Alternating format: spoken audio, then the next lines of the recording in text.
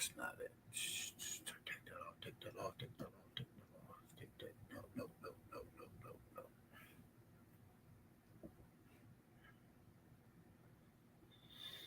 Okay.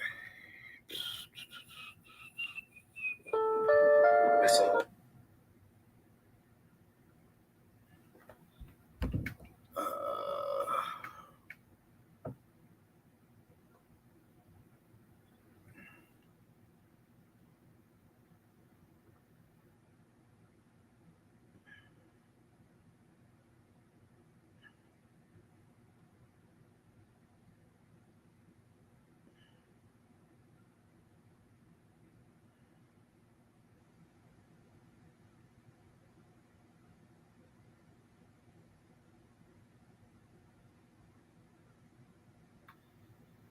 Okay, that's ready.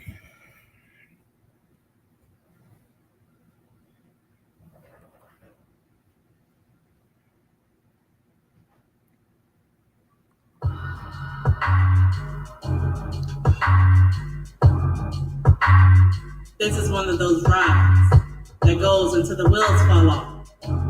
Certainly not for the faint-hearted or those who believe that turning the other cheek will be a deterrent for the predator who wreak havoc upon God's creations, blaming the victims for their being victimized, hoping they'll continue standing on their weak principles, power when they return to violate them. When you're living in the mouth of madness, and again, there's always something coming your way.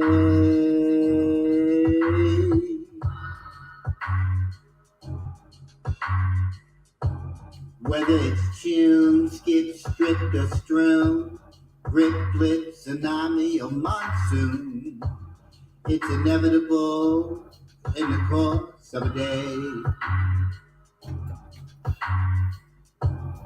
After a while, it all tastes the same. Staying in your lane is the name of this game. Never look back, it'll drive you insane. A nightmare for sure, chaos a theory. I just want to scream, but no one can hear me. Ooh, feel the devil's burn. Ooh, feel the devil's burn. In this life, you don't get what you earn. Treat it like a doorknob, everybody gets a turn. Ooh, feel the devil's burn. Ooh, feel the devil's burn. Parents' lives riddled with strife.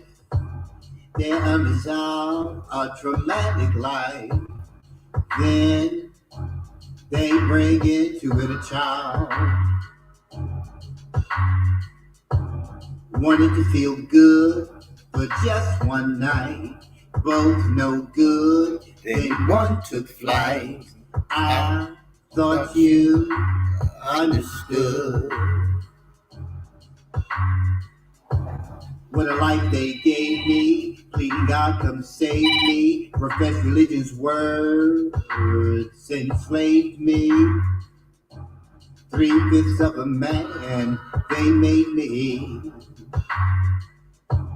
Why must I plan for a future when being present was never my choice? Ooh, feel the devil's burn. Ooh, feel the devil's burn. In this life, you don't get what you earn. Treat it like a doorknob, everybody gets a turn. Ooh, feel the devil's burn. Ooh, feel the devil's burn. Devil's burn. Welcome to another live episode of Daddy's Right Here Live. I'm your host, as always, Sabir Alim. Welcome. Who we got here? We got Shark 14, Destiny, Nene, Bree, Doc B. What's going on, sis? Journalists and religious leaders patting themselves on the back. Colonizers, indoctrination, true knowledge they lack. They're merely babysitters for the capitalists, doing the bidding of the nationalists, basking in their passiveness. Damn socio-pacifists, all so naive, just have to laugh at this. In the best interest of a child, I'd be remiss if I didn't mention how America's courts Woody, Sophie, incarcerating parents because of positive. Oliver, what's happening? Larry, what's going on, man? Cannabis, not a nightmare for them.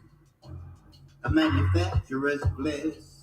Ooh, feel the devil's burn. Ooh, feel the devil's burn. In this life, you don't get what you earn. Like in the background, you're listening to one of my singles, The Devil's Burn. Make sure you check out all of my music on your favorite music streaming platform. Just put in Sabir Alim, and all my music will come up.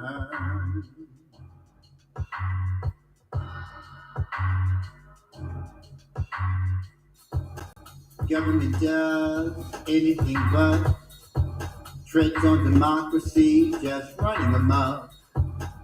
Fleeing from insurgents, your tail, your tough. Don't look now, he's back. You're out of luck. Dictating the mood, house in session. The popular vote, the people's obsession. In 2028, no Democratic Party selection. Ancestry sold, rotten stone, behold, categorical deportation, the move was bold, illegal transportation, hiding the hand is old. The majority plot, see the 14th Amendment rock, saving their slot, minority not now, sinking in. Cheese Curd 2001. Unk is GOAT. That's right. J Slim the Kid, good morning. Thanks for tuning in. Fancy, what's happening? Ooh, feel the devil burn. Ooh, feel the devil burn. Killian, Doom, Dom, what's happening? Johnny, Jonathan, good morning. JPMU, good morning. Thanks for tuning in this morning.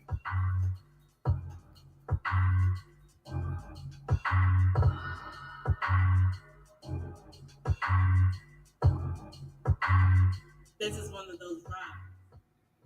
Good morning, and thank you for tuning in to another live episode of Daddy's Right Here Live. I'm your host, as always, Sabir Alim. Another day above ground, right? Another opportunity to help somebody, because helping somebody else helps ourselves. Just always remember that, right? And it's a lot of things to remember in your daily interactions with others. It's just one of those things where you kind of figure it out as you go along. But once you have something embedded within you, once you have a belief system that's an established belief system, you carry on your adult life the same exact way. You know, children have excuses. They don't know. They don't understand. But as you begin to age numerically, there's certain things that you should and should not be doing. But that's all established in the household, right? You don't see a man in the house, right? How do you interact with a man? Do you know what a man is? What are the messages that you receive about being a man? And there's a lot of misinformation that males get about what manhood is, right? Some think manhood is in their crotch. Yeah, that's part of some conditioning, that you believe that, you slinging it, winging it, dinging it, right? That's what's up. That makes you a man, but it doesn't. That doesn't make you a man. That makes you a male. That makes you a male. There are things that we do as boys, and we try to emulate the characteristics that we see before us of what a male is. The information that we get of being a man is so skewed, so laden with misinformation, bad information. Males get a lot of bad information. And we take information about what it means to be a man from varied sources. Our teachers, our educators, our fathers, uncles, grandfathers. There's so much information that we get. And then we begin to come into our own self, and we start exposing ourselves to other males around us, other households. We begin to get a different perception of what a man is or what a male is. But one of the things that's often missed is, what do we deserve as males, as men? We're always told what to do, how to act when somebody doesn't respond to us in a manner that we deem to be appropriate. What does that look like? Somebody steps on your foot. How do you respond to that? How do you react to that? Somebody calls you outside of your name. And we know the names that many of us are called, especially as we're coming up as kids. We're called a lot of different things. We're also called a lot of different things in the household by our parents, our caretakers, our loved ones, our siblings. Yeah. Because it ain't always love between us and our siblings. That's why I said our loved ones and our siblings. Just because we're born into the same family don't mean that we're going to be getting this familial respect, because it doesn't just happen that way, right? Because they too have their own perceptions, especially about your existence within the family. Does one parent gravitate more towards one than the other? Who gets to get away with varied things? But most importantly, the female child begins to shape a perception of a male and a man as well. You're used to interacting with boys, right? Boys, as a little girl. The way you interact with that little boy, right, is based off of what? What you think, what someone has told you. And there's a lot of poor conditioning there as far as the male-female relationships. Nobody wants to have that conversation. But when you're playing with your dolls as a little girl, how many boy dolls are you playing with? Think about it. You get girls, all these girl dolls. Somewhere along the line, they introduce Ken into the Barbie equation. So now you have a male. What do you do with that male when you're playing with your toys? Well, you tell the male to sit down, to eat, to drink the tea, because as a father, we tend to have to be involved in these kind of things too. The little girls want you to play with them. You sit down, and what do? They serve you. They serve you tea. They serve you coffee. They serve you cookies. They bake cakes when that little Susie bake oven, and they give you all of these things. And this is them getting acclimated to the male-female relationship. But why do they do that? Why do they do that? Because they don't necessarily have to see it. Innately, a female child is the caregiver. That's what happens. You fall and you bump your knee or you cut yourself. What's the first thing that the female child does? Daddy, you okay? Mommy, you okay? Let me see. You need to go to the doctor. The caretaker. The lover. And not lover in terms of sex. The lover of man And I say that in the general sense of mankind. This is, come on, let's go back. Let's go back to your teachings. God gave man Eve to be the helper. So it's innate. It already exists to care for. Over time, that changes with the information that the female child is given by the caretaker. So if you have a parent whose life is riddled with strife, whose life is alone, without the help, the presence of the father, that begins to shape that female child's perception of not just herself, but herself in relationship to a male figure. Need you to understand this.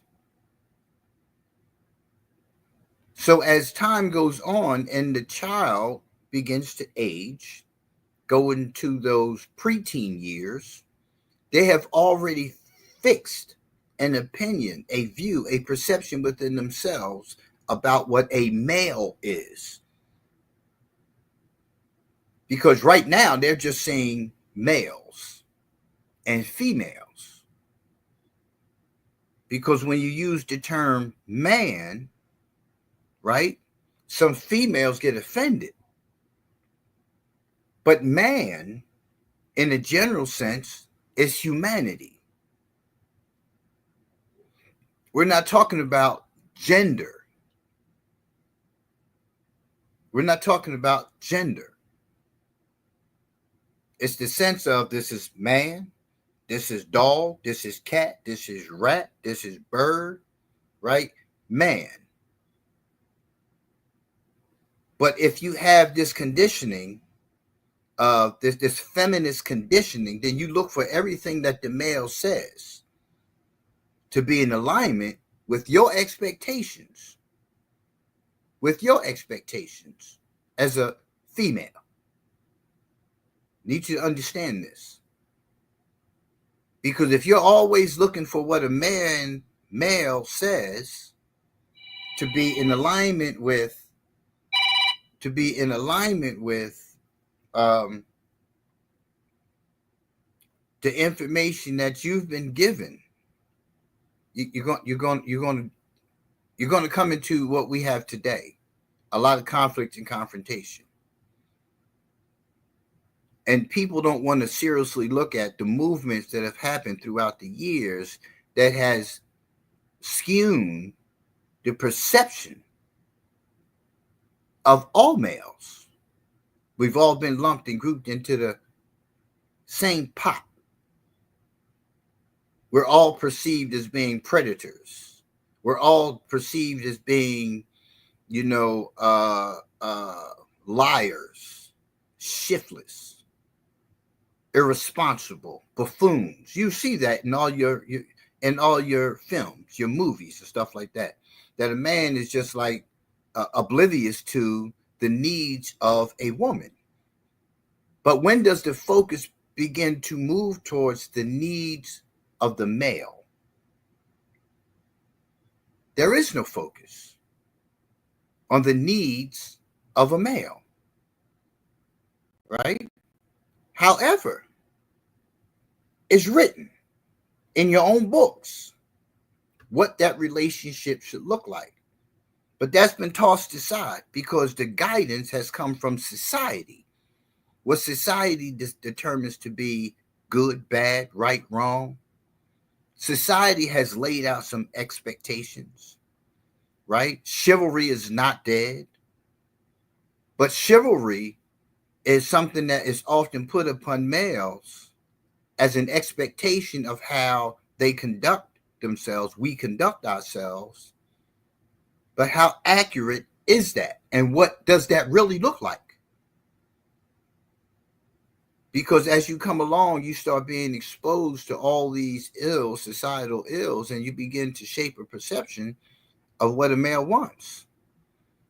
And for some odd reason, the only thing that seems to be what males want is sex. And that couldn't be further from the truth. Men are not just looking for sex. Males are just looking for sex. Boys are just looking for sex. Men are not just looking for sex. Men are not seeking to be loved. Men are seeking to be respected. But nowhere in this conversation up until this point has there been a mention of respect. At no point. And most importantly, at no point in a male's life is respect taught or learned from anywhere other than the street. We're out and about as young males on the street. We have expectations of how people should talk to us, especially other males, because again, we have that competitiveness within us. So when we perceive somebody as being out of pocket, we're taught at home to handle this, that you have to handle your business, that you don't just let somebody step to you and it goes unaddressed. That's the knowledge of respect that males get. So we're fighting for respect throughout all of our lives, from boys to men. From boys to men, we're always fighting for respect. And that's one of the things that has us so pent up with frustrations, with aggression, because all too often we're not respected. We're always accommodating others. It's an expectation. Oftentimes it goes unappreciated, right? But we're always the go-to source when things go down, when the electric goes off, when the mortgage gets behind, when the insurance was not paid on the car, right? How do you have a man and you don't, and he's not, and he's less than a man? So we're battling all of these expectations that other people have. And how many men even know the role of a man, the true role of a man? Even those who are scripturally learned. How many really know and understand what it means to be a man? Many only understand what it means to be a male. But when you're in a relationship, you begin to experience it because you're always reacting or responding to situations that arise that appear to be lacking respect. The content of the interaction. You're not being heard. You're not being listened to. You're being told what she wants, what she needs. And if you don't do these things that she needs, then you're not relevant. And you're talked to in a manner like I'm some dude out on the street. Like I'm not in here paying bills. I'm not in here doing this for you and doing that for you. I'm right here. But every time that there's a conflict or a confrontation, we always go into this disrespectful tone. So you don't talk to me as your man. That's the way you talk to somebody on the street. And if you do that, then my relevance to you begins to deteriorate. Because somebody else is going to come along and do those things anyway. And then you're going to go through the same exact thing because you want to be respected. And when we talk about the narcissistic behavior, the selfish behavior, then we're looking at what's really happening in this relationship. But seldom do people look at what's actually taking place. And the first thing when somebody tells you, when a male tells you you're being disrespectful, what's the response? I'm not disrespecting you. I do respect you. How do you respect me? How did you learn to respect a man? Who taught you? Who taught you? That's the question. To a man, respect comes before love. Respect is love. I don't need your love. I love myself. I don't need your love. I want your love.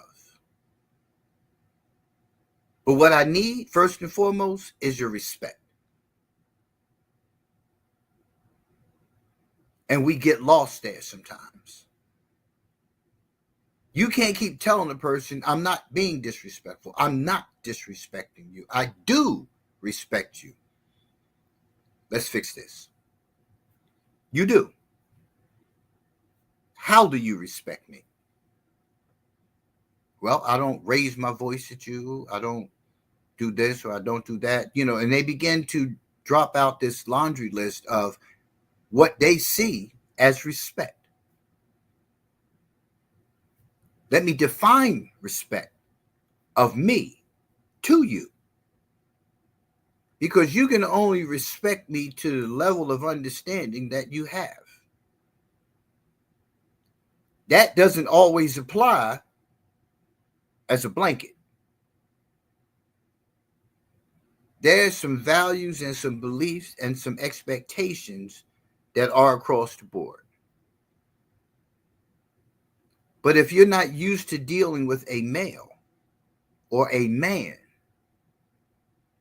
who values himself, who respects himself, who respects you by doing the things that he thinks, you're not going to do well with the man who has these kind of values of respect for himself. Like if I don't talk to you this way, you don't talk to me that way. Plain and simple. It's not rocket science, right? It's not rocket science. That's the basic thing. And in many relationships today, that's lacking. That's lacking. Somewhere along the line, sex became the mandate of this relationship.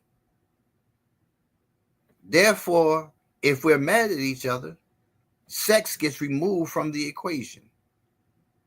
The dumbest thing in the world, because it's going to come from somewhere. But if there's a level of respect between the two of you, sex does not become the go-to option when things go to the left. You should be sitting back and pondering what happened and how this can be fixed. Many relationships are based on a win-lose outcome, which means that the relationship itself is going to always be in fail mode. It has to be a win-win situation. It's not going to be a successful relationship if somebody has to walk away the winner and somebody has to walk away the loser. This is the mindset. Because at the end of the day, both people are ultimately losing. You're losing one another. Because until you clarify what respect means to you and what respect means to me, you're going to constantly find yourself being disrespected. But because of the ill teachings that so many, male and female, but especially female, because of that ill-gotten information, right? Because you usually seek resolution with your friends. You go to your friends, hey, he's doing this, he's doing that. And what happens? And this is why I'm saying ill-gotten. You go to your friends. You go to your mother, your grandmother, Aunt Mary. You go to them for information about how this relationship needs to be fixed on his part, what he needs to do. And it's not him that needs to do alone. It's what you need to do as a woman to come to understand what respect looks like. But you can't get that from somebody else. You have to go to the source. You can't go to somebody who is not even in a damn relationship, first and foremost. You can't go to somebody who has never been in a marriage. You can't go to someone who's had failure after failure after failure.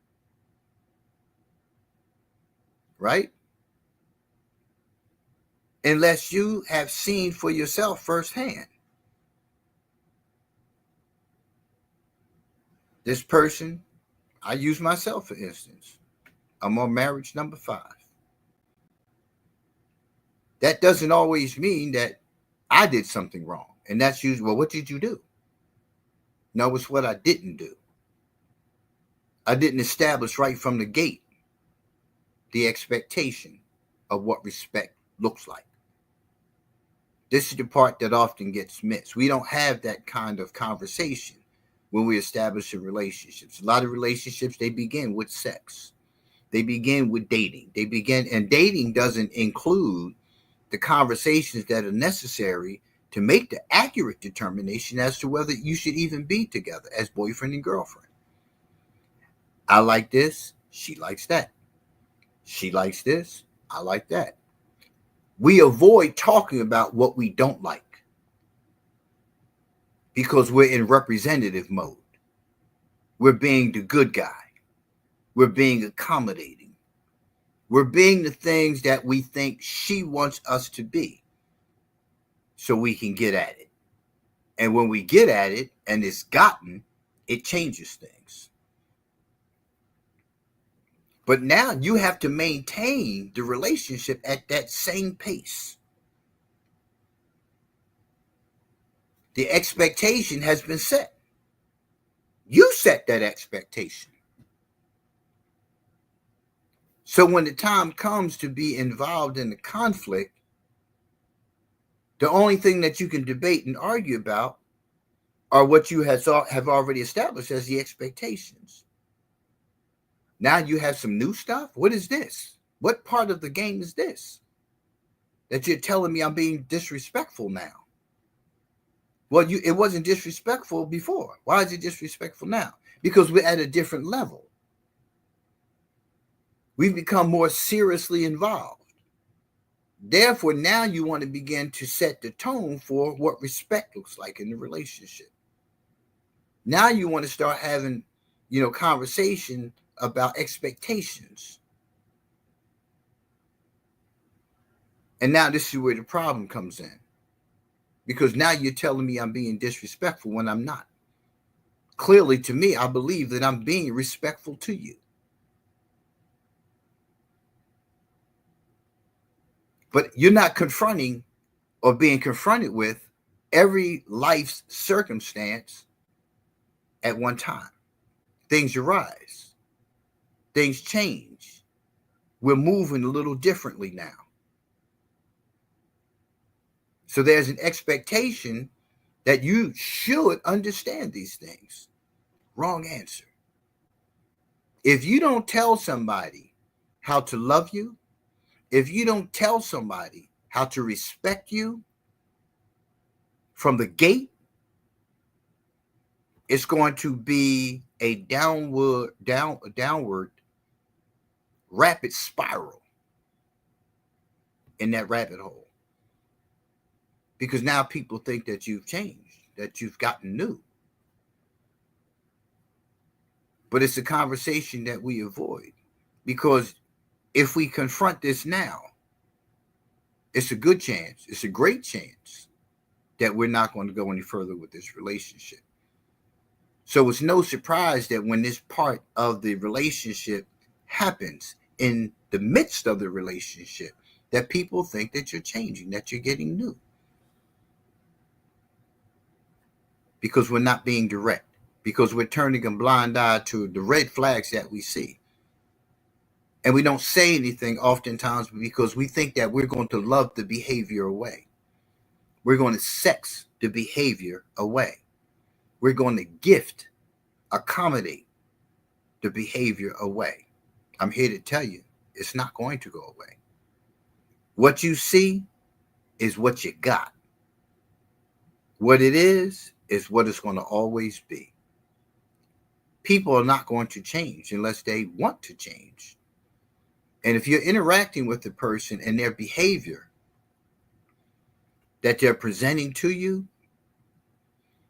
is not to your liking in that moment, it's not going to be to your liking later.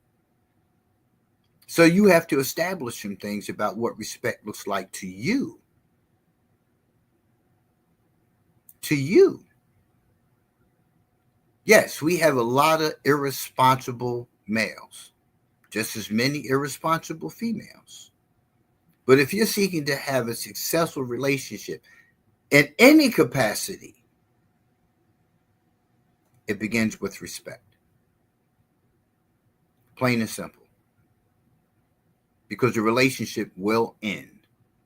A man will walk away from a relationship if he does not feel respected. Plain and simple. Nothing here to figure out. Plain and simple. If a man does not feel respected by you as his woman, you will not be keeping him long. Somebody else will be keeping him. Yeah.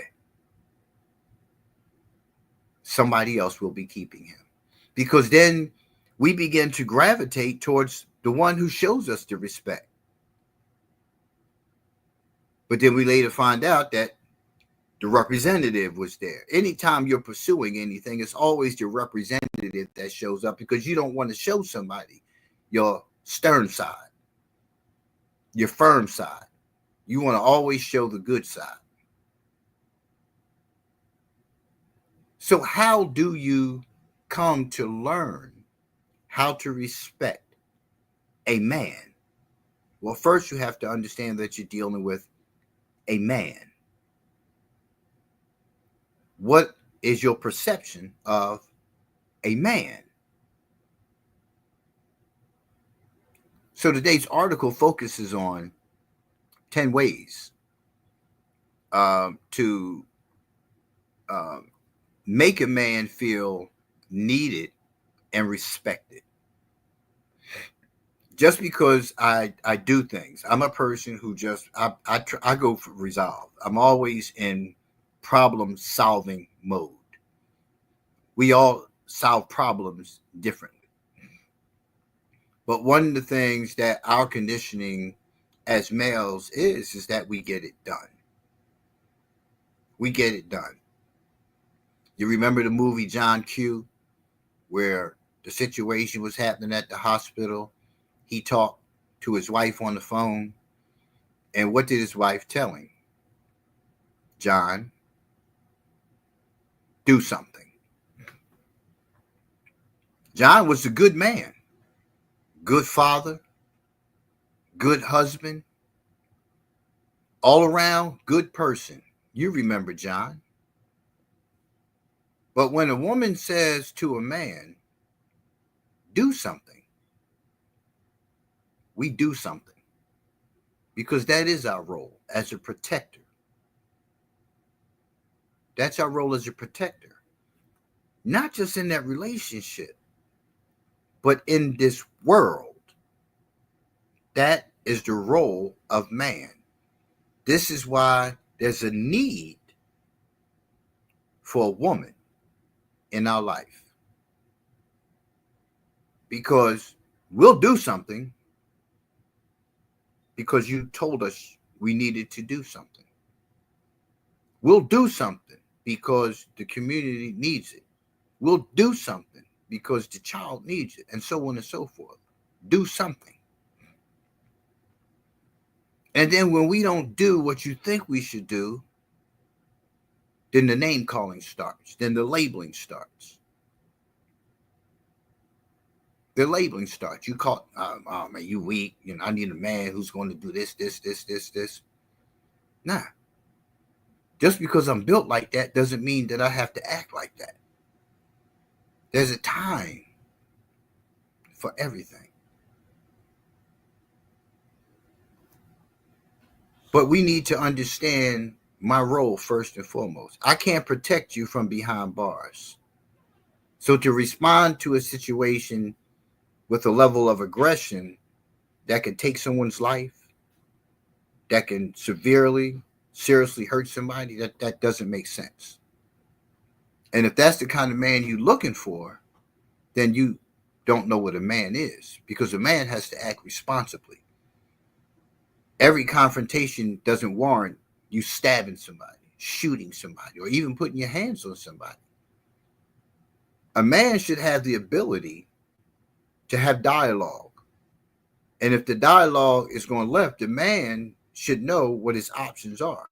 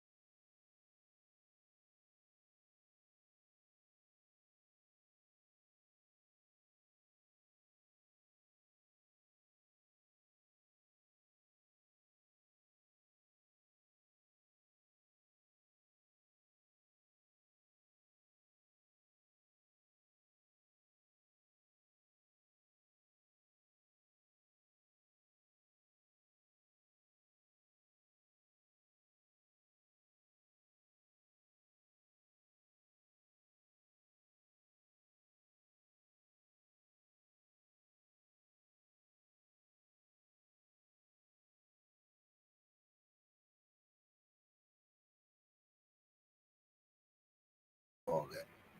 That's what boys do. That's what boys do. As a male, I have a lot to contend with in society. Yeah. Like you too, but I have more to contend with in society than you do as a female. Males carry a whole lot of things in their head, a whole lot of things on their backs. And many males don't have a conversation about it because we're taught to just get it done, to just do something. And again, John Q is the perfect example. It's the perfect example because we don't want to hear our women say do something and we don't know what to do. And we do whatever's necessary. John put himself in harm's way. He put a whole lot of people in harm's way when he locked the hospital doors, when he had the gun, when he was telling them I need this and I need that. Sure, and that's one of the things that you have to look at. What we as men, now I'm talking about men, what we as men have to contend with in society, right? The perception. I take care of my child. My son needs your help. Help my son. And then our response to it not getting done begins to get elevated to another level, a level you really don't want to see. Because we're conditioned. We're warriors. The meekest of men will rip your heart out of your chest. And that's where we keep being pushed to every day. And we have to prevent ourselves from doing it because of all that we contend with in life. Because if one job ain't getting it, we're going to get a second job. We're going to take care of our responsibilities. Prisons and graveyards are filled with a lot of males who made the decision just to get it done. I need money in my pocket. You can't walk around as a broke man. Who's going to want you? Because of the condition of females. Sure, I have to be able to help. But if you knew from the beginning that I didn't have and that's what you wanted, why force me, right, to think that I need to do more just to keep you? This is what I have. This is what I'm working with. But that's not acceptable to you. So I go out and I hustle. Then my hustling becomes a problem. But you just told me to do something. I can't get a job. I've been trying. As a person who has a great resume, right? I'm retired now, but a person who has a resume who will automatically get that call unless they feel like I'm overqualified or unless they feel intimidated by my credentials, and I ain't bringing them here because it takes my job. But I was on unemployment, receiving unemployment for a whole year. Do you know, for a whole year I still was looking for a job, and the job came the same week my unemployment ended. Nothing but God. But what I'm saying to you is I was still looking for a job. An outstanding, impeccable resume. I was still looking for a job. I was getting unemployment. I wanted to find a job. But how many people have the resume that I have? How many people, are recognized within a particular field of service where they have a lot of associations, good, healthy associations with other people that they can just get a job? Everybody doesn't have that. And if you're a formerly incarcerated person, it's even more of a difficulty. If you don't have a high school diploma, it's even more of a difficulty. There are a lot of things that we have to contend with as males. And because I'm a problem solver, I don't stay stuck in a problem. I have to deal with situations with people who don't have that mindset. They're not problem solvers. They stay in the problem, they bask in it, and they expect for you to help them. I can't help you. You want to stay in the problem, you stay in the problem. I can only give you the information of how to solve the problem. But if you're not a problem-solving kind of thinker, you're going to always stay in that conflict. And that's what happens in a lot of relationships. The solution for many is to just walk away from it. I don't want to do this. I can't do this. What? You can't do what? Problem solve? Have a conversation about what just happened and how we can fix it? You can't do this? That's a red flag. When somebody says to you, I can't do this, and the this is sitting down talking out what just took place and trying to find resolve, walk away. It's going to always be that way. It's going to always be that way. So this list of 10 things that 10 ways to make a man feel needed and respected. It's important to understand this. That's if you're seeking to have success within your relationship. That's if you're seeking to have a relationship and have success in that relationship. Sophia, Ella, Shay, 216, John, what's going on, y'all? So let's go ahead and go into the article. So this article is from Love Pavilion. It's an online circular. It doesn't have an author's name attached to it. It's just an article put out by Love Pavilion, because I always give credit where credit is due, because it ain't my article. But I found it to be an interesting article because it exists. It exists. And for me as a man, that's one of the things that I'm confronted with on a regular basis. And it's a lot of what I see in the feed these days, because there's been a shift. Men are becoming more vocal about respect. Men are becoming more vocal about what their needs are and what it is that they want in the sense of respect and having a foundation of a relationship that is set on respect. Because we're going to always disagree. We don't have to be disagreeable. But if you're not talking to me as the leader, as your king, because I am your king, you are my queen. So that means that we should be having this royalty, right, within our minds when we're talking to one another. You'll respect your boss at work, your male boss at work, but you'll come home and talk to your husband like he's nothing. Right? So let's go to the article. All right. Social media has been buzzing with advice, and I just talked about this, that the key to a man's heart is through respect. I just said that. I just said that. Let me say it again. Social media has been buzzing with advice that the key to a man's heart is through respect. Not love, through respect. But as many of us notice, the concept of respect can be rather misunderstood. Some people criticize others, arguing that what they believe to be respect isn't on the mark. On the other hand, some wonder, what does it even mean to respect a man? Or how can we truly show a man respect? I know you are wondering about these too. Don't worry.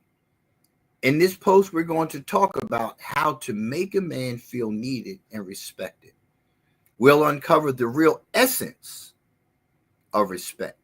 And together, we'll point out practical ways to show that respect to the men in our lives. This is important. So I can only give you the information.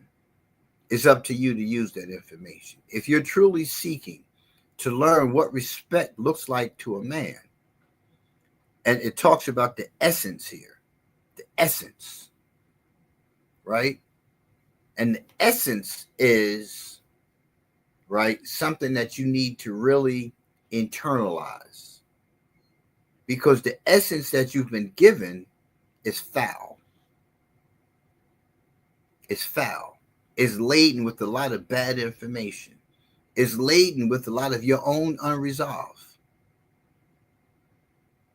Your own unresolved. And this is what you have to look at, right? Your past traumas, your past failed relationships.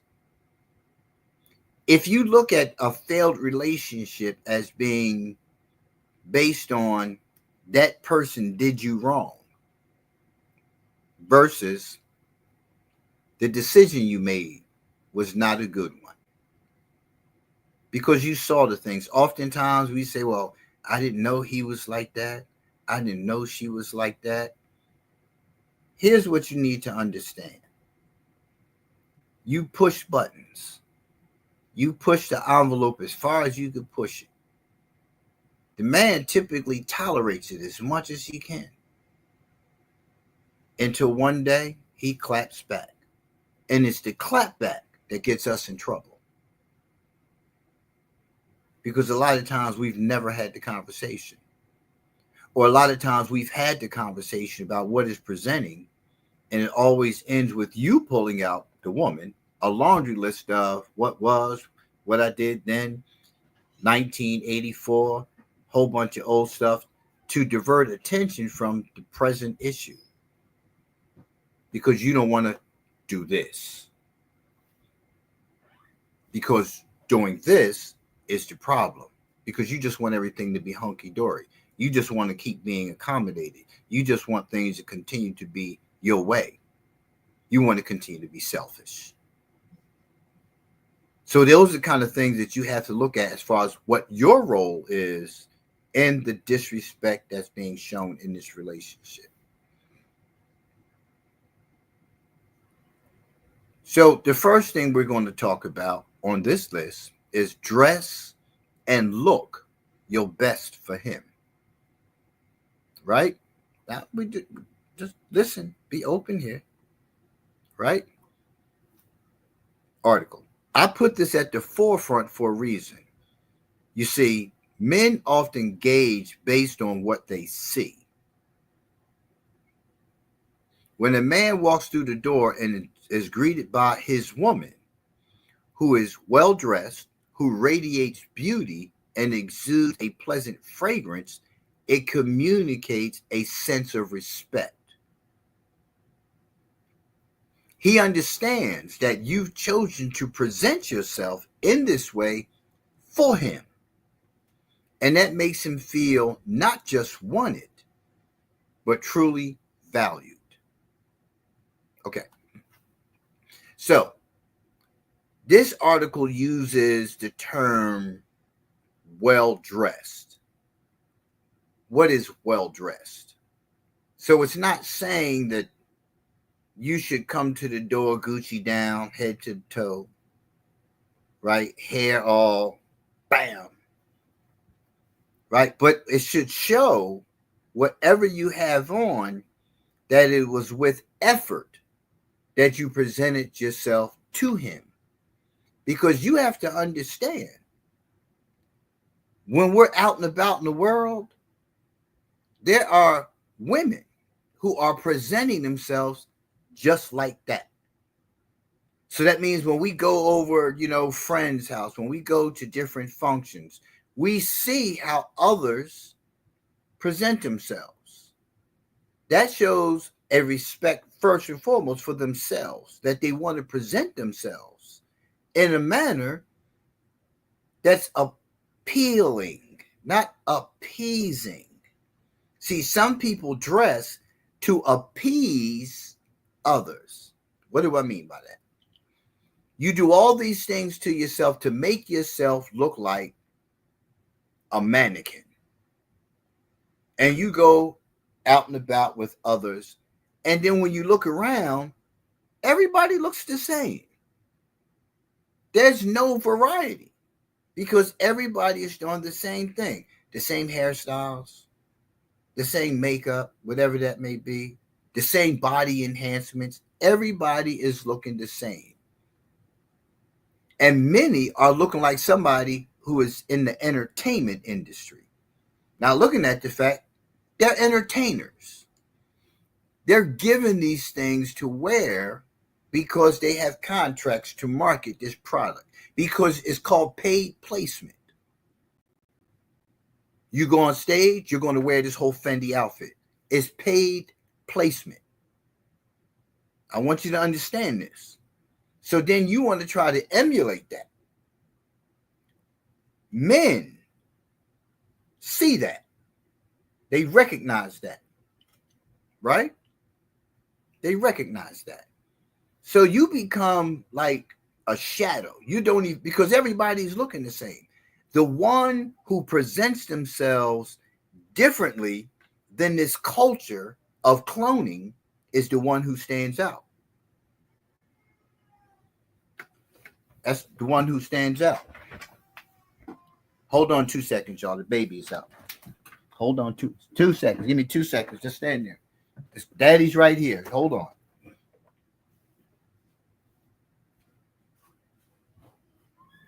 Hey, boo-boo.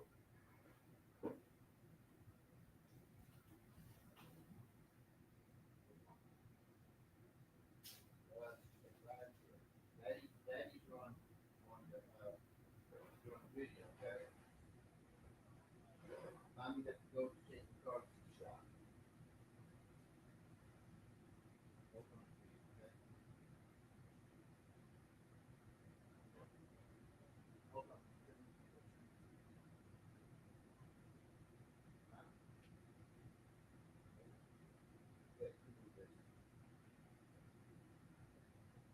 Hold on.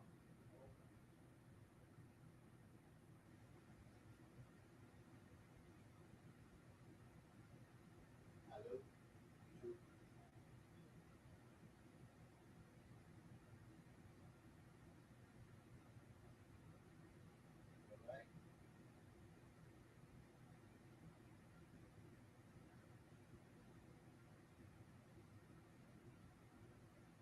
CAILLO.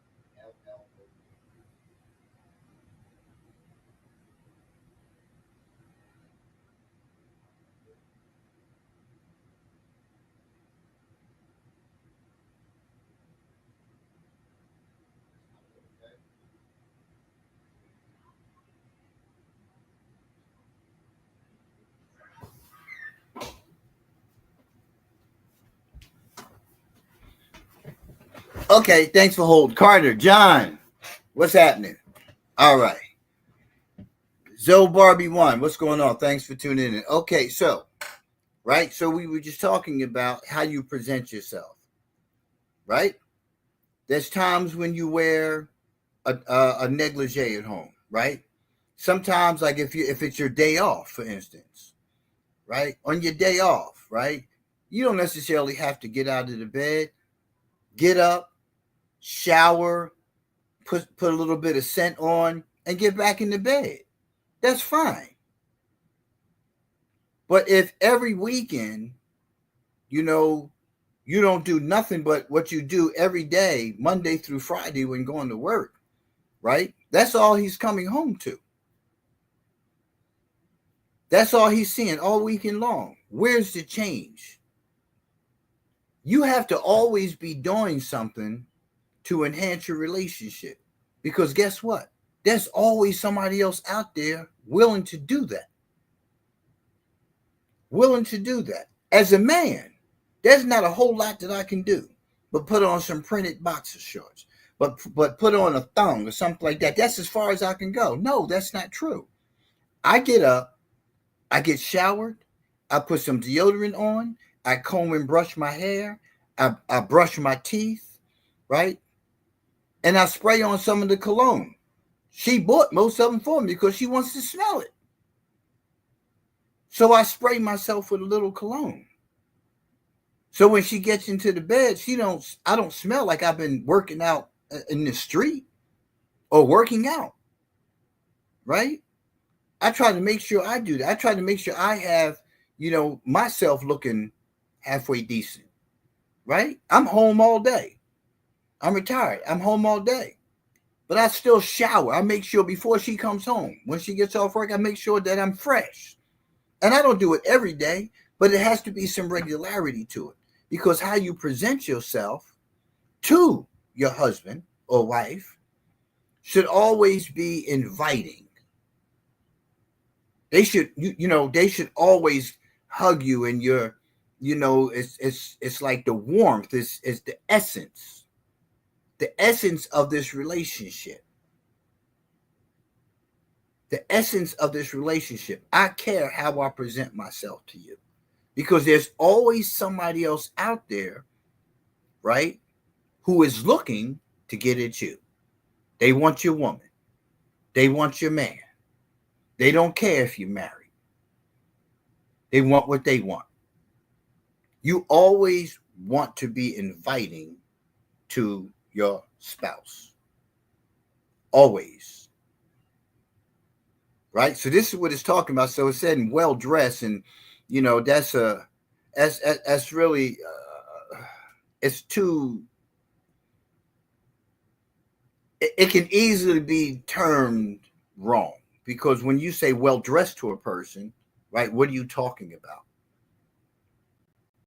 Right? So you should always have something. Don't always just have the robe and that thing on your head and all this other kind of stuff. No, take that thing off. Take that thing off, because now you're looking like them clones that I see everywhere else walking around in the street. I don't know how many men desire that to be anything other than a hit, because that's all we're gonna want to do is just smash it, because you look like everybody else. You have no sense of independence. You have no sense of self, where you create and you come into your own. Amanda, Carter, Scar, what's going on? Thanks for tuning in. You have to create a self that doesn't look like everybody else. Because if you look like everybody else, then what's going to happen? I want everybody else who looks like you. I don't want somebody who's looking like somebody else. I don't want somebody who's dressing and trying to be like somebody else, because you have no sense of self. You've just fallen into a trend.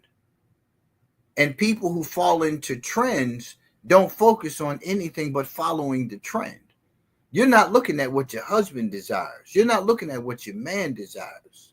And if your man desires for you to have your behind out, your breast all out, then he really don't desire anything but sex. And that's all he's going to be doing in the relationship. You have to show him something different for him to remain your man, to remain your husband. Right? Plain and simple.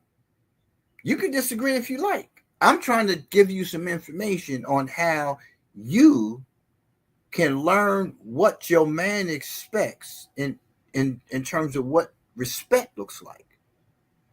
If you don't show me that you care about yourself, I don't want any parts of you. I'm just not going to have any parts. When you go out of the house, you shouldn't be just bouncing around, especially if you over 32A. You shouldn't just be like, your nipples shouldn't be tearing through your top.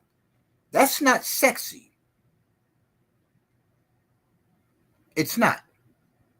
We have a society that has deemed that to be as such. So you walk around that way. That's not respect for me as a man. When you walk out of the house, you represent me. When I walk out of the house, I represent you. I should be dressing in that capacity. If you're dressing in a capacity where you want people gawking and eyeing you down and side eyeing you when you're out and about with me and all that stuff, I don't want none of that. I want people to be able to look at you and see how beautiful you are as a person.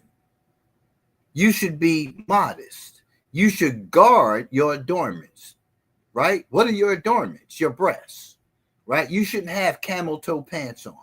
You shouldn't have pants on that, like you can see your underwear and you can see pubic hair and all. You shouldn't be dressing like that. I don't want you for anything but sex if I want you. I don't want you as my woman. I don't want you as my woman. And no man is going to be with you in a serious, long-lasting relationship unless that's how they carry themselves. If they're vain, if they getting all this stuff done and they in the mirror longer than you and all, that's vanity.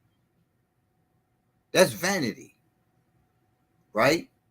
You're looking at somebody who wants to be seen as belonging to somebody. She maintains herself. She maintains herself. So when your man comes into the house and you've been home all day, why haven't you taken a minute to just shower and doll yourself up a little bit? Take that thing off your head, right? I bought my wife, I get her those, I forget what they're called, but they're for the house. It's not a moo-moo. She ain't there yet. That's down the line. But even then, when you get down the line, you should always have something that looks sexy on you. But they're like the house dresses that they're comfortable. They got different designs on them, and I get her those because that's what I like to see her in. She's walking around the house, right? That's what I like to see her in. So she puts on what I like to see her in. So if a man buys you things, especially things like that for the house, wear them, right? Keep them washed and wear them and rotate them. I shouldn't see you in the same torn up ass house dress all the time. That doesn't make sense. And stop saying, well, that's what you signed up for. You're supposed to love me. What? No, it does make a difference.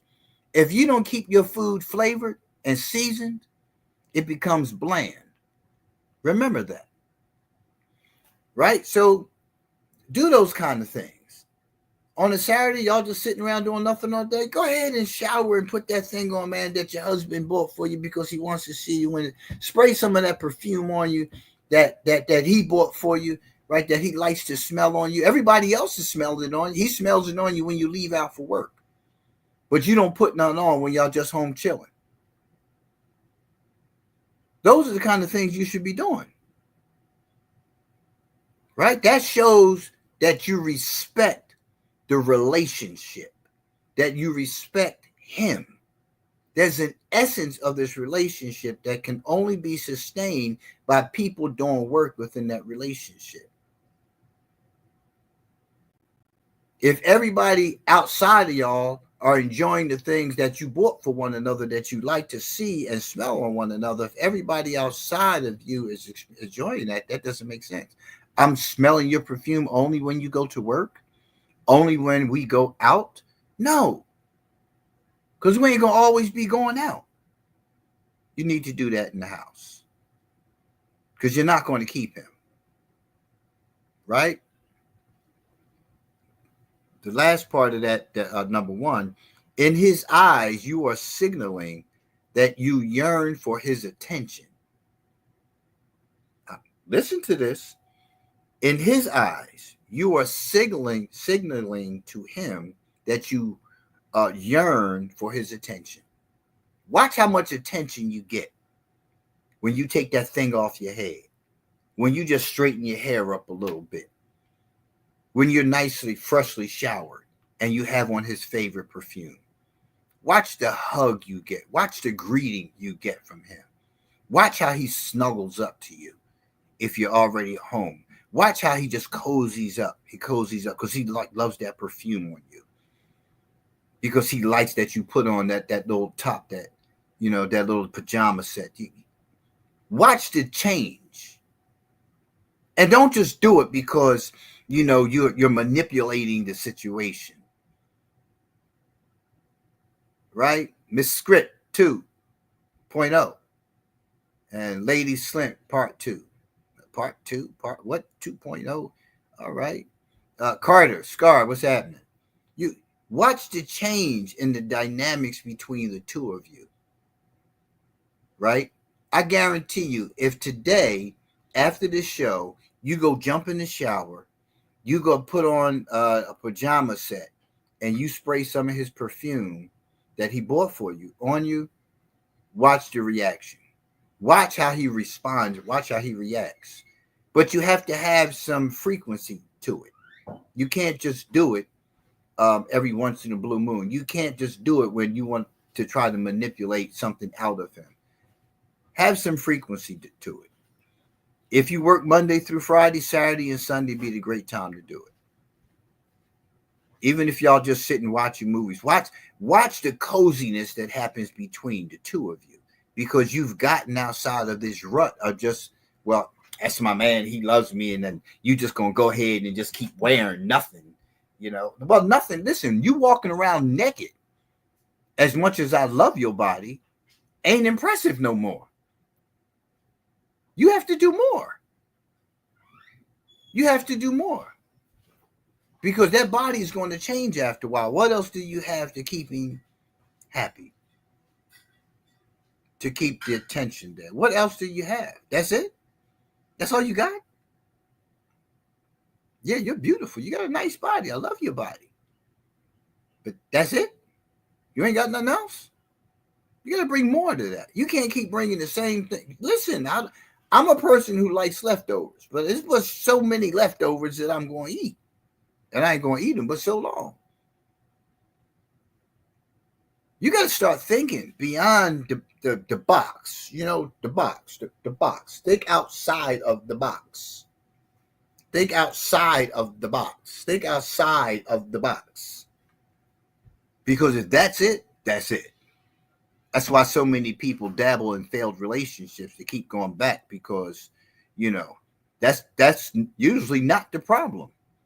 The problem is the things outside of the box, right? Number 2 on this list, right? We're talking about 10 things, 10 ways to make a man feel needed and respected. Make time for him is number 2.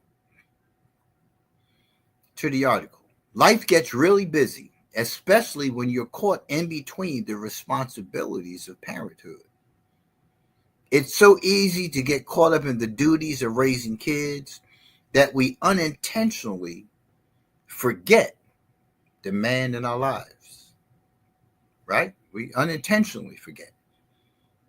It happens. I have a 3-year-old. My oldest is 40. Definitely a change. Definitely an adjustment. I lived by myself for several years. I have a wife and 3 children. 3, 9, 17. There's a whole lot going on. There's always things going on, right?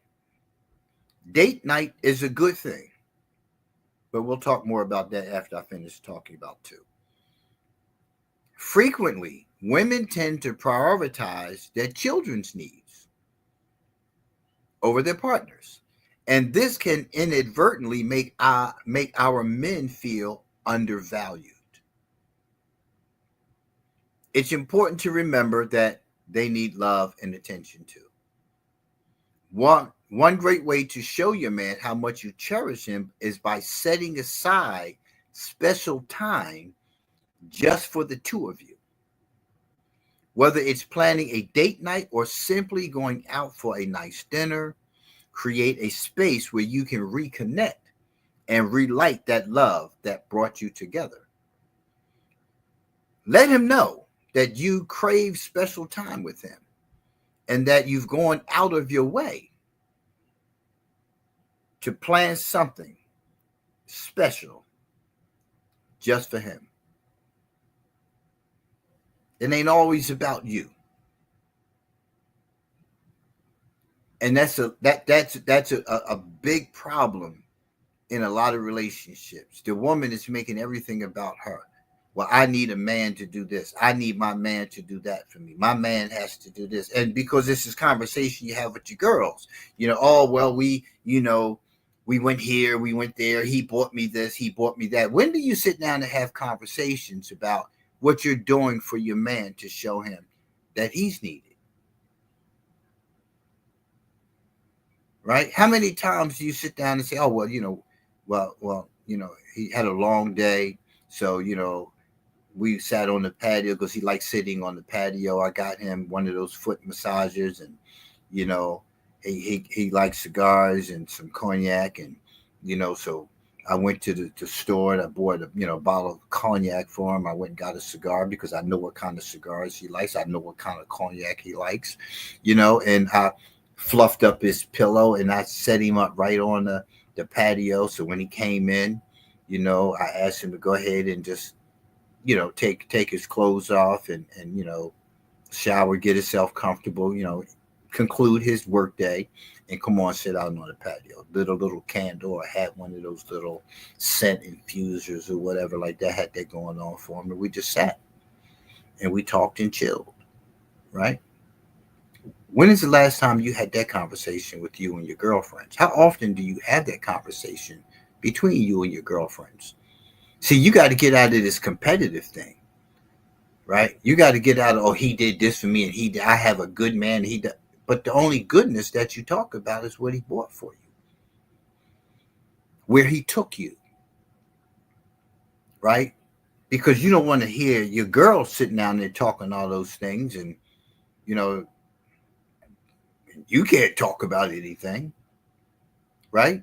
See, those kind of conversations that you have with your girlfriends change the condition that so many are in with their relationships. Sure, they're responsible for their own relation. I get all of that. But if you don't start having the conversation amongst, your circle about the things that are necessary to keep your man happy, right? If you're not talking about new ways to keep your man happy, utilizing the content that we've been talking about for the last 45 minutes, right? Then the condition only worsens. You're never going to have a successful relationship. Families are never going to get back together. They're going to always be splintered. They're going to always be splintered. So when you have a child, you're bringing a child into a splintered environment. Keep your girlfriends out of your relationship. Keep everybody out of your relationship. If you want to solve things and you want to really learn something about your man, you have to have the conversation with him. Ask him, what does he need from you? Don't just assume because you're a good woman that you know exactly what it is your man needs. You're just a good woman.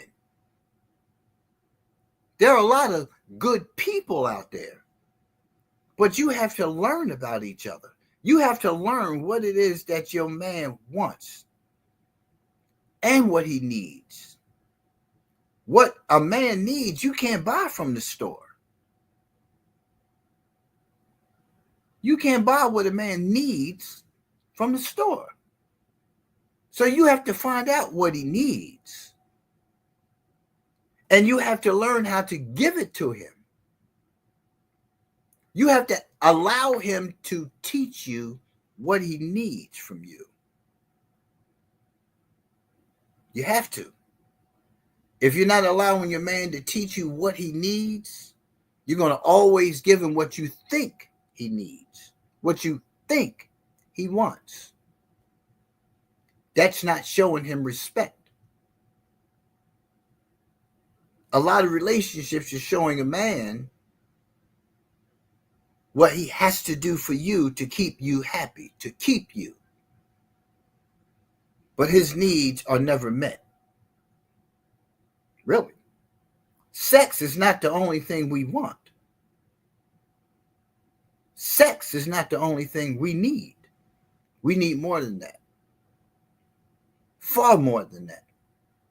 But if you're not willing to learn what it is that your man needs, you're going to keep giving every man the same thing and keep finding yourself with every man.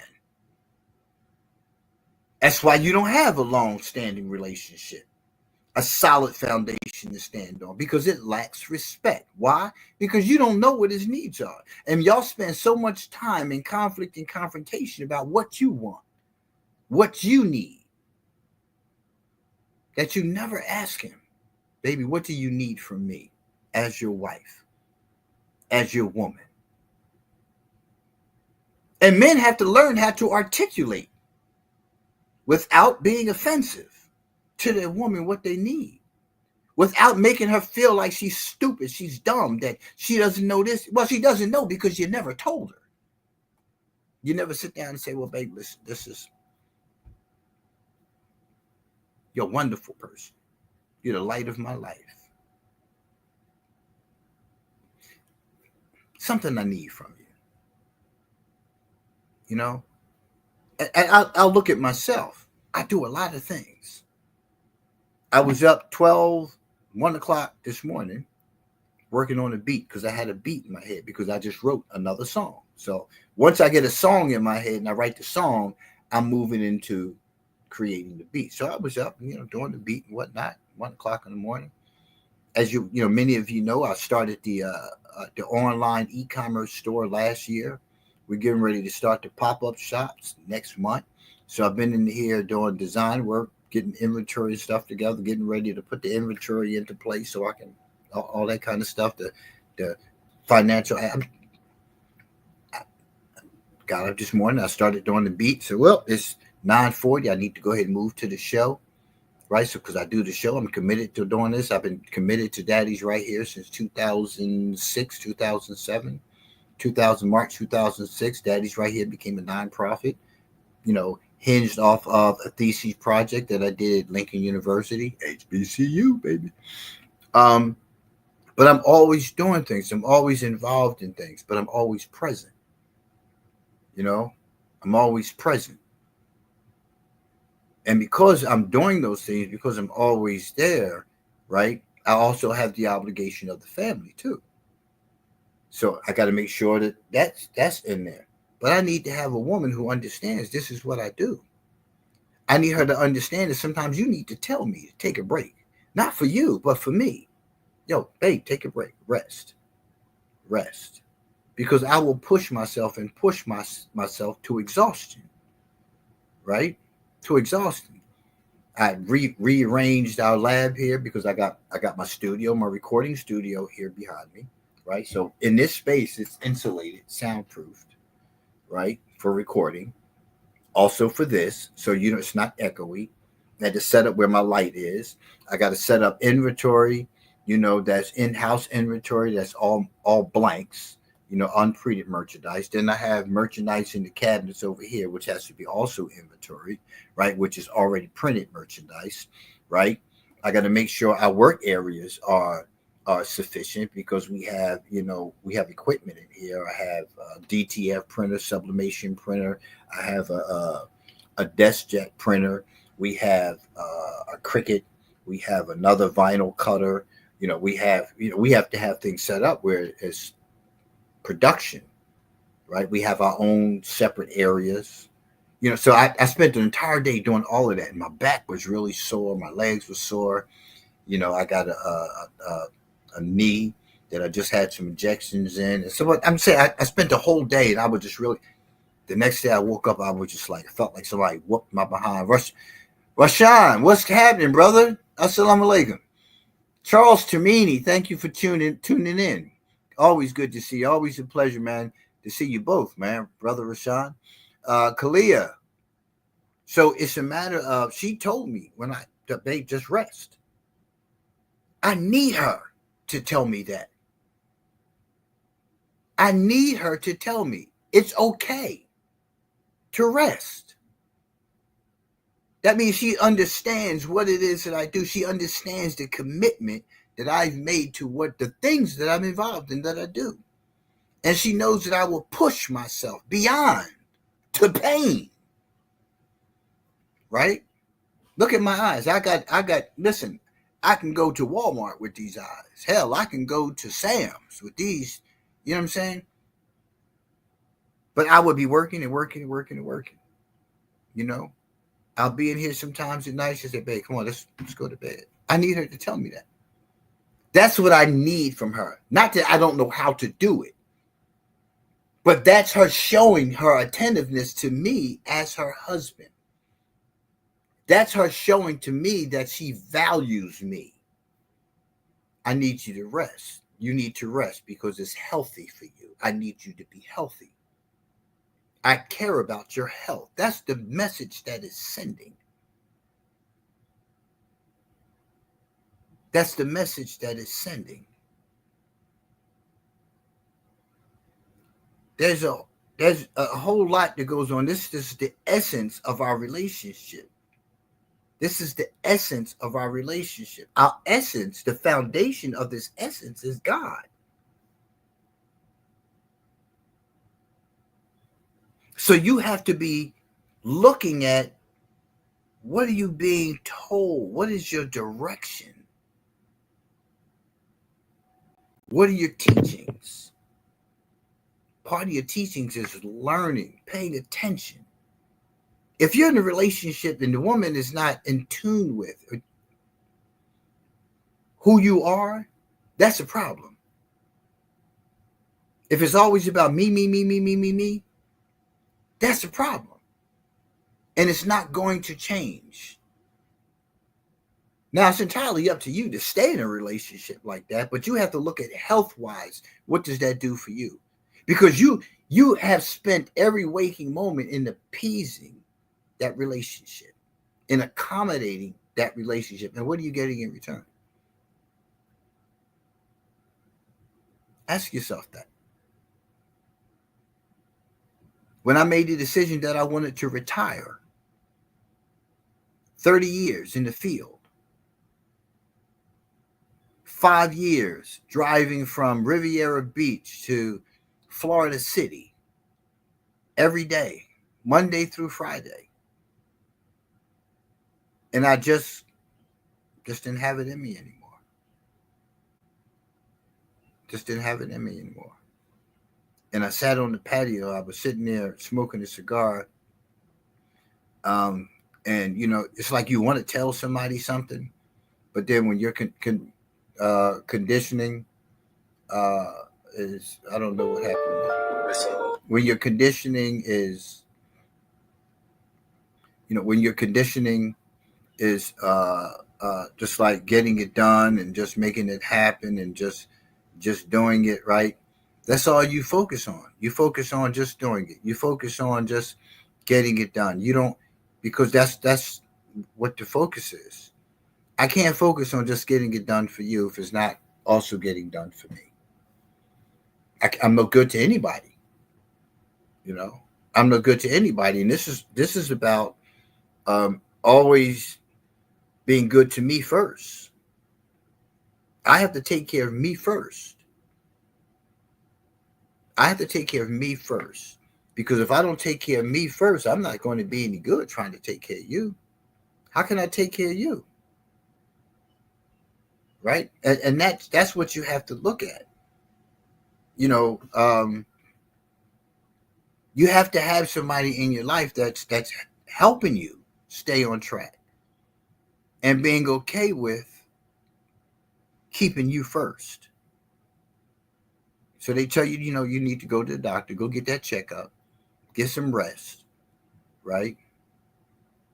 And it's been a challenge for me since being retired. It's been a challenge for me because it's like just it's a whole day, and everything begins to be a blur. And I'm not used to not working. I'm not used to not being at a job. I'm not used to that. I'm just used to, you know, being at work, coming home, doing what I need to do, doing what I have to do, and that's the extent of it. Now it's like every day, all day, you're just sitting, you're just sitting home, and I'm not just sitting. I'm caring for my 3-year old and whatnot. But it's different. It's definitely different. Um, so we just have to say that when you look at these kind of challenges that you have, you got to also recognize that it's going to be some effect upon your man who's now home, who's now retired, who's got to like embrace a whole different, mindset of what do I do every day now, right?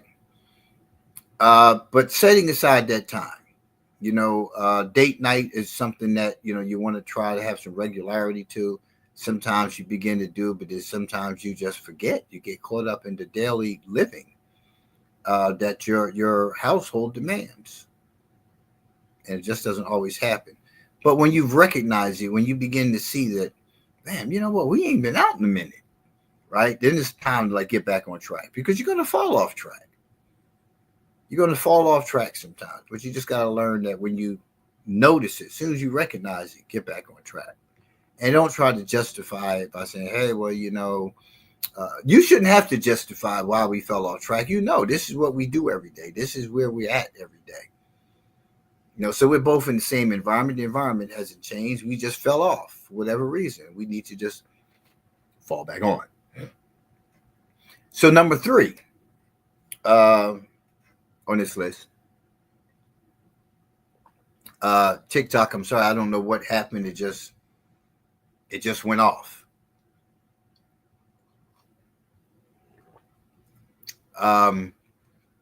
Number 3, give him good sex. Now, I know we like to think that, he's getting good sex and whatnot because he got some, right? But this is not just about getting some, right? This is about good sex. So let's read and see what it says here. Sex, as a source of utmost pleasure, has well documented benefits for both physical and psychological well-being. It helps with stress reduction, better sleep, and a boost in immune function. All these are supported by scientific research.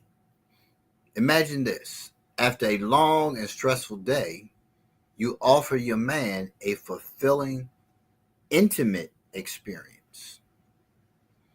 More than that, physical pleasure, it's a way to make him feel genuinely valued and that his needs are respected. It's a powerful message that shows you care deeply about his overall well-being. So what this implies here is that the experience, where's my lens cleaners? That the experience, here it is, that the experience has to be fulfilling. And fulfilling is not just busting a nut. Fulfilling is, first of all, there was some activities that took place before you actually started engaging. And it may have just been, cuddling and, good time to listen, He talked about some things, just kind of come into it, slowly, not just do the usual wham bam, thank you, ma'am. Go over there and a couple touches here and there, and just get on and ride. This has to be an intimate experience. And part of the intimate experience is having some conversation sometimes. Sometimes this is just a good moment. We laying back, we fresh. We both showered up, got a little bit of scent going on. And, we're just talking about the day. You always have to talk about the day. And sometimes the day conversationally gets missed. When you talk about the day, in the meantime, your hands on. You're just maybe caressing his arm, running your fingers through his hair, got your head on his chest, just relaxing so it can be a great intimate experience. And then you kind of find your way. That's what makes it an intimate experience. All too often, we feel like, well, I gave him some today, he should be happy. No, you just gave him some sex. You didn't give him good sex. Stop tooting your own horn. Sex should also be an intimate experience, especially if you're in a committed relationship. Y'all should be having intimate sex, an intimate experience. Like you walk away feeling relieved, not just released, but relieved. Rested your mind, settled your spirit. Feel pretty good about yourself. Okay, number 4, listen to him. Show a sincere curiosity in what your man is sharing. Be present and pay attention to the nuances in his tone, body language, and story. Go beyond just hearing what he is saying and try to see things from this point of view. It says his point of view, from this point of view, right? This is the point of view. This is what you're coming to understand. This is the learning curve. This, what he's talking about right now, these things, these nuances.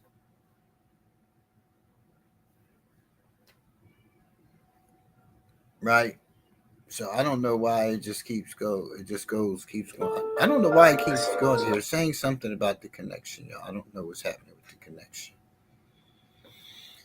Yeah, I'm not really sure. It's saying internet connection, but I'm not connected to the internet. So yeah, I'm not really sure what's happening there. But yeah, so that's what you have to start doing. You have to know the person. If you don't know, then this is the time to learn. You need to start coming to, and we don't know each other in many instances because we don't create these kind of environments between the two of us where we can just talk, be intimate, have those kind of conversations, right? Where we begin to learn about one another. TikTok, I don't know what's happening with the network, but it's for some reason going in and out. I don't know what's going on, but my apologies for y'all coming on and then getting clicked off, right? So, yeah,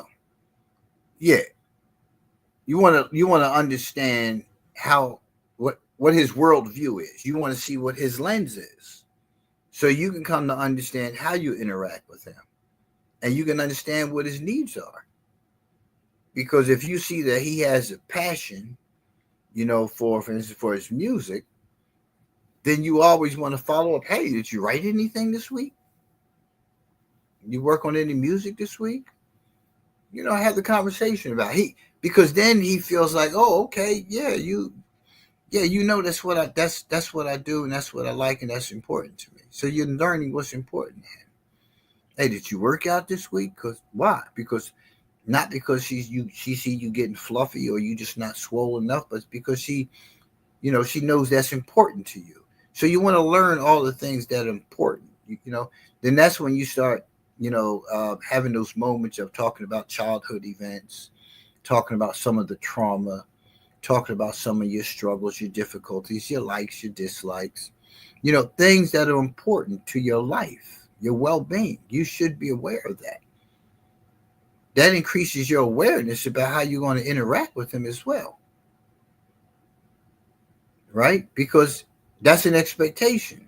If I've laid out all these things that are important to me, right, then I should be hearing back from you, and seeing back from you what you've learned and how you going to manage that with me and help me manage it. You can't just be remembering the kind of cologne, the kind of shoes, the kind of belts, different things. Like you can't just be remembering those things. So when holidays come up and gift time come, you say, "Oh, well, I know that he likes it," but you don't know what he dislikes. In terms of how he's treated, his treatment, and you don't know the passions that he has about certain things regarding raising children, things of that nature, what he finds to be important.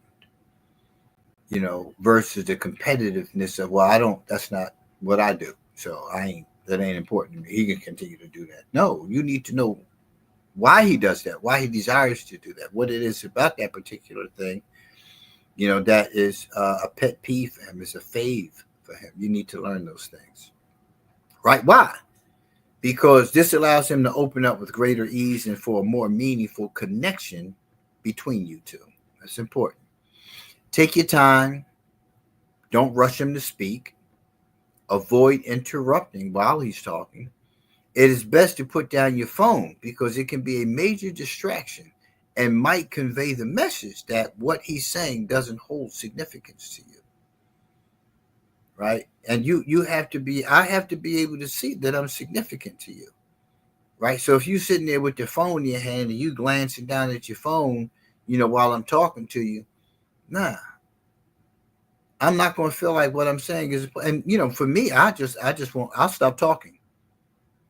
And then what happens is when I stop talking because I don't feel like I don't see the evidence in front of me that you're interested in what it is I'm saying, and I disconnect because you're not listening to me. Then you're offended because I stopped talking, and then your response is, "Well, I'm listening to you. I was just looking at no, and then you get mad at me and tell me I'm the one who should be more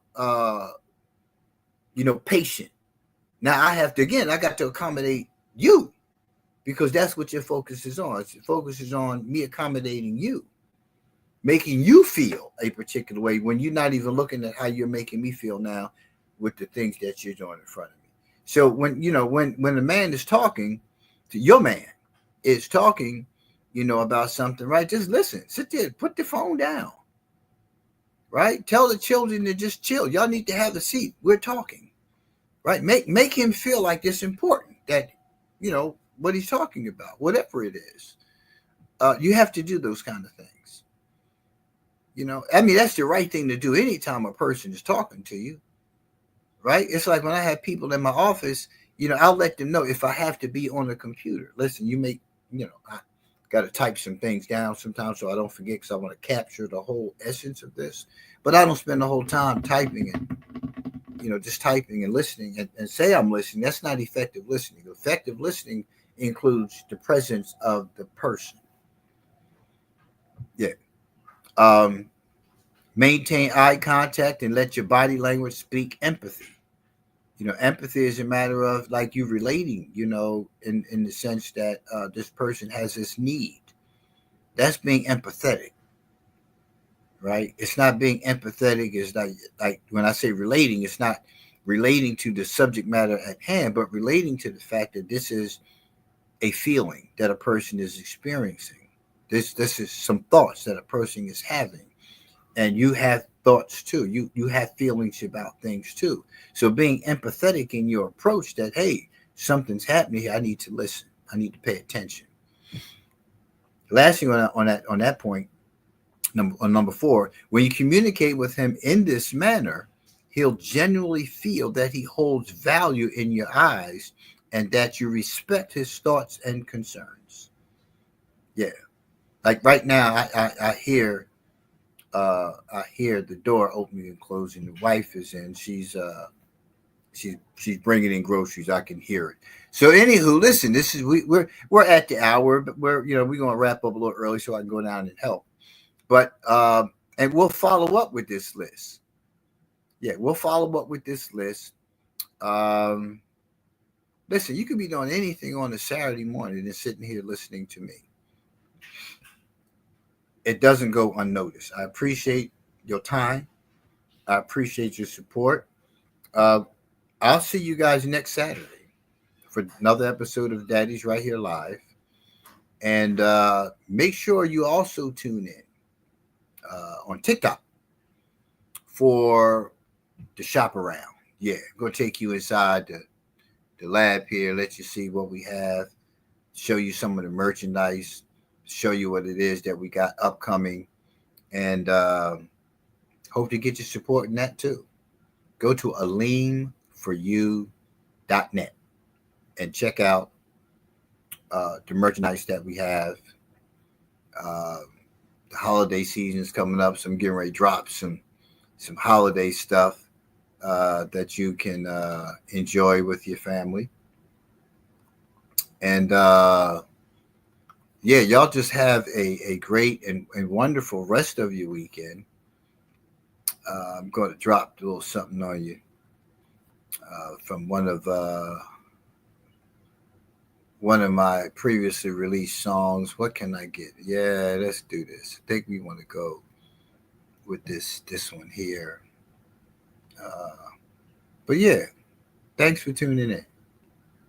I'm your host, as always, Beer Aline. And I'll see you next Saturday. Red Turbeville, what's going on? Livia, thanks for tuning in. Hey, listen, we're at the hour. I'll see you next Saturday for another episode of Daddy's Right Here Live. In front of the camera, setting the bait. Media propaganda, next step, just spin the day. Go to my Severe Aleem Educational Station on YouTube. If you missed today's live show on TikTok, go to my Severe Aleem Educational Station and you can catch up with today's show and previous show. Y'all have a great day.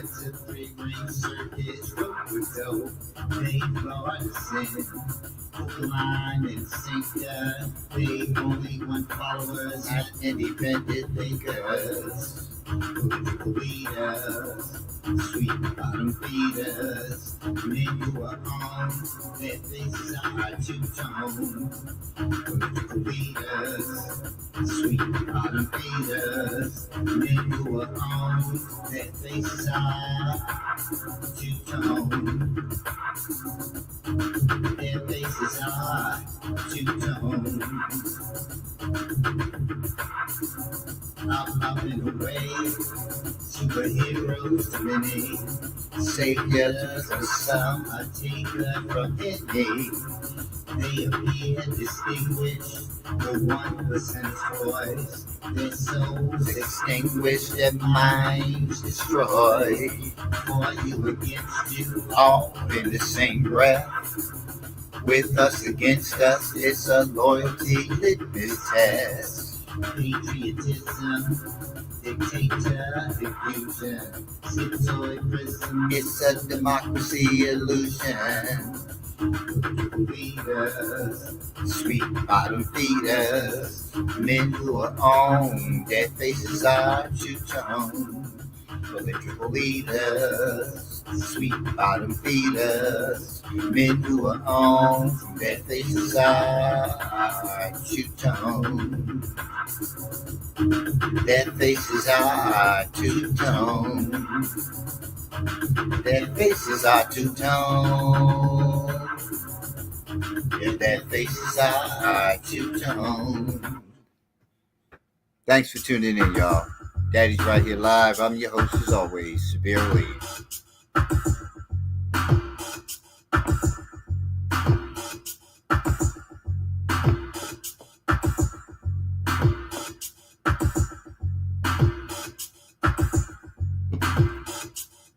They call it a chamber, believers of the manger. In God they trust not. Fallen angel, no stranger. In it till they die. From their seats they will cry. To our faces, Telling lies, they're complicit, no surprise. the ceiling is high. They think the same of you and I. What they call woke is a politicized form of divide. Online is no matter. Just listen to the idle chatter. They're hiding In plain sight, because they fear the smoke and splatter. political leaders, sweet bottom feeders. Men who are on, their faces are two-tone. Political leaders, sweet bottom feeders. Men who are on, their faces are two-tone. Their faces are two-tone. Watch out for the people, man. They're not just Democrats and Republicans. They're under the same The umbrella. body count is growing. From the propaganda that's sowing, They're hiding the hand. Want to keep you not knowing. peace seems to come Come from to war, but war doesn't bring peace. Residual effects Are an intermittent release. They bet you'll be called. And they'll call one for you. Presenting Arms as though they adore you. Then you notice Sick in nature, maturation miss. they Turn the other cheek and deceive the Judas kiss. political leaders, sweet bottom feeders, men who are on their faces are like two-tone. Political leaders, sweet bottom feeders, men who Thanks are for tuning in, on y'all. their Thanks for tuning in. faces Make sure you check out all of my music two-tone. on your favorite music streaming platform. Their faces are Just enter Severe Aline and you can hear it all. faces are two-tone. If you're on TikTok, make sure you go to my Severe Aline Educational Station on YouTube. Google Severe Aline and you'll find everything that I do. See you soon. Peace.